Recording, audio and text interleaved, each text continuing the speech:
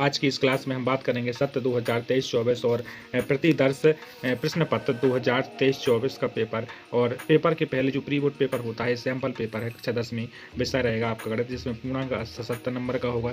समय 3 घंटे का दिया जाएगा और 3 घंटे में आप पेपर को निपटाओगे। 15 मिनट ये लिखा है क्योंकि पेपर आपको 15 मिनट पहले ही मिल जाता है, जिससे आपको आप एक बार पेपर को चेक कर सको। ये लिखा है निर्देश प्रारंभ में 15 मिनट विद्यार्थी को प्रश्न पत्र पढ़ने के लिए निर्धारित किए जाते हैं, जिसमें आपको एक बार प्रश्न पत्र पढ़ लेते हो।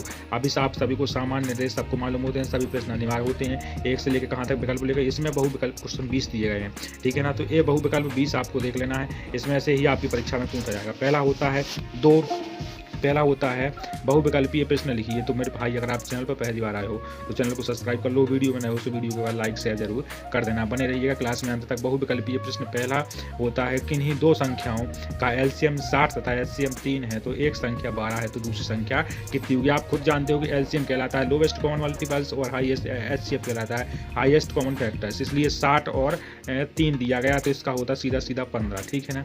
इसके बाद दूसरा होता है एक शून्योत्तर परिमेय संख्या और एक अपरिमेय संख्या का गुणनफल क्या होगा। तो हमेशा परिमेय का अपरिमेय के साथ किसी के साथ भी हो, जो अपरिमेय में है वो पहले से अपरिमेय ही रहेगी, वह सदैव अपरिमेय ही रहेगी। यहाँ होता है रेखा युग्म समीकरण x + 2y - 5 = 0, 4x + 8y - 20 = 0, ये सब मिल जाते हैं तो इसका होता है एक द्वितीय हल, ठीक है ना। वह सबसे बड़ी संख्या जिसमें 70 और 25 को विभाजित करने पर क्रमशः से इस पर 8 और 5 और 8 बचता है तो 13 का भाग दे दीजिए, सबका आ जाएगा। इसलिए 3 के प्रथम 5 गुणजों का योग लिखिए तो आप गुणज कर लीजिएगा। एचसीएफ वही वाला सूत्र एसएन वाला फॉर्मूला से, तो इसका 45 निकलता है। द्विघात समीकरण 2x² - 4x + 3 = 0 के बारे में निम्न कथन पर विचार कीजिए। दिए गए समीकरण के विभेदकर सूत्र से कम है, समीकरण के कोई वास्तविक नहीं है, समीकरण के विभेदकर सूत्र शून्य है, समीकरण के मूल वास्तविक होते हैं, ठीक है ना। इसके लिए आपको देखना है, ये आपको उत्तर देना है, इन 4 में से 4 को चुनकर आपको उत्तर देना है। 2x² - 4x + 3 = 0 के बारे में निम्न कथन देना है।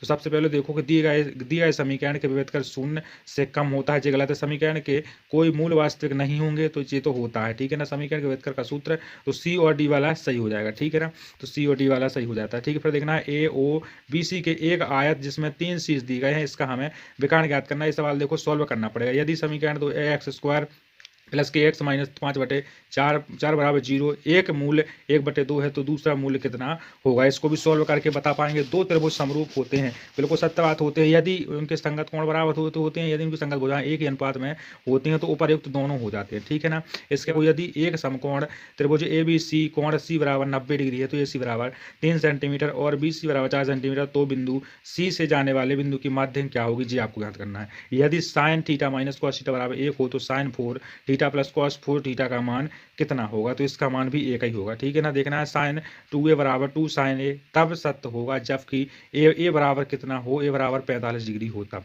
ठीक है ना। देखना 13 यदि 4 tan = 3 हो तो 4 sin θ - cos θ / 4 sin θ + cos θ बराबर कितना हो सकता है, तो इसका मान भाई आपको ज्ञात करना पड़ेगा, ठीक है ना। फिर cos a + tan a कोष्टक बंद कोष्टक बंद - sin a का मान क्या होगा, आपको इसका सूत्र को ज्ञात करना है। यदि त्रिज्या 7 सेंटीमीटर वाले एक वृत्त के त्रिज्या खंड का कोण 60 है तो त्रिज्या खंड का फॉर्मूला का बाहरी निम्नलिखित का संयोजन करती हैं। एक गोले के एक बेलन को, एक अर्धगोले को, एक बेलन को किसको करती है सुपारी, एक अर्धगोला होता है। 1 से 10 तक की धनात्मक विषम संख्याओं का मध्य कितना होता है, तो 1 से 10 तक की विषम संख्याओं का धनात्मक विषम संख्याएं पहली 1 3 5 7 9 मध्य ज्ञात करना है तो इसका होता है 3 आंसर, ठीक है ना। इसका होता है 3 आंसर, ठीक है। इसके बाद देखना है आंकड़े 13 15 16 17 19 20 की मध्य का क्या होगी। तो मध्य का ज्ञात करने का फॉर्मूला सबको पता होता है, इसी यहाँ से गिने यहाँ से गिने और आपने इन दोनों को जोड़ दिया, 2 का भाग दे दिया, 33/2, इसका आंसर होगा 33/2। यदि कुछ प्रेक्षकों का मध्य 27 तथा बहुलक 45 हो तो उनकी मध्य का क्या होगी, तो ये आपको थोड़ी सा बताना है सवाल सॉल्व करके।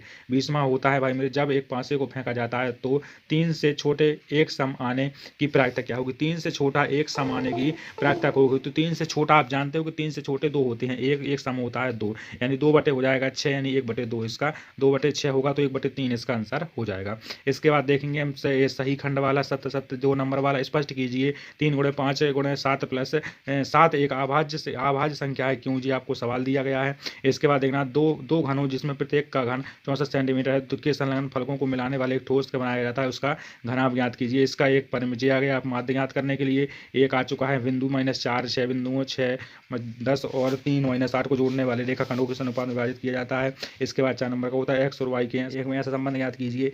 जो आपको बिंदु दी गए चाहिए ना समदूरस्थ कोई 5 खंडों के रूप में लिखिए। इसमें से दो घात ऊपर 6x² -3x प्लस -7x के शून्य ज्ञात कीजिए और शून्य अंकों तथा गुणांकों के बीच में हमें एक संबंध की सत्यता की जांच करना है। दो संख्याओं के वर्गों का अंतराल 180 होता है। ये सभी सवाल करवा दिए। सिद्ध कीजिए, एक आयतन वाला सिद्ध कीजिए, किसी बाह्य बिंदु से एक वृत्त पर खींची गई स्पर्श रेखा है तो बीच में कोण क्या होता है, आंतरिक संपूरक होता है। एक थैले में 3 लाल और 5 काली गेंद है, एक थैले में एक गेंद की जाती निकाल दी जाती है। ये सब सवाल हम करवा चुके हैं आपको पहले ही, तो ये आपको रिवीजन टाइप की हो रही है। फिर देखना 2 अंकों की एक संख्या एक एवं उनके अंकों को उल्टा करने पर बहुत सा सवाल ये हम करवा चुके हैं। 5 वर्ष पूर्व नूरी की आयु सोनू की आयु 3 वर्ष गुनी थी और 10 वर्ष पश्चात उनकी आयु। सब सवाल हमने इतने रटवा दिए हैं आपको, ये सब सवालों को आपको एक बार देख लेना है। ऐसे आपका होता है पेपर खत्म। इसके पहले इस टाइप के पेपर बहुत से सॉल्व कर चुके हैं भाई मेरे, बिल्कुल रियल पेपर आएगा आपका इसी तरीके से। तो आपको घबराना नहीं है मेरे प्यारे मित्र। इसी चैनल पर आपको सभी तरह के पेपर मिल जाएंगे, रियल मिलेंगे, अभी सैंपल मिल रहे हैं। तो आपको चैनल को सिर्फ सब्सक्राइब करना है। तो मेरे प्यारे भाइयों को बहुत बहुत दिल से धन्यवाद। जय हिंद, जय भारत, वंदे मातरम।